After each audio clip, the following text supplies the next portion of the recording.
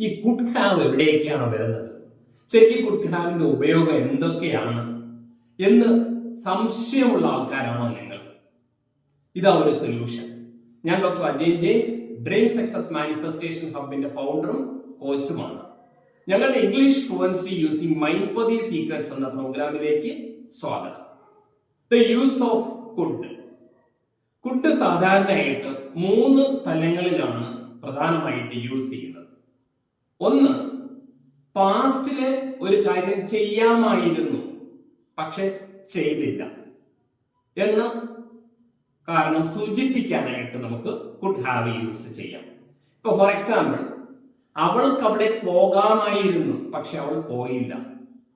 She could have gone there but she didn't. അവന് നന്നായിട്ട് പഠിക്കാമായിരുന്നു പക്ഷെ അവൻ പഠിച്ചില്ല. He could have studied well but he didn't. മറ്റൊരു സാഹചര്യം എന്ന് പറയുന്നത്, നിനക്കത് ചെയ്യാമായിരുന്നു എന്നത് നമ്മളൊരല്പം നിഷേധം പ്രകടിപ്പിച്ചുകൊണ്ട് ഒരു പരിഭവം സൂചിപ്പിക്കുക. നിനക്കത് ചെയ്യാമായിരുന്നു, ഓക്കേടെ, നീ അത് ചെയ്തില്ല, ശരി എന്ന ഒരു പ്രയോഗത്തിൽ നമുക്ക് എന്ത് ചെയ്യാം, കുഡ് ഹാവ് യൂസ് ചെയ്യാം.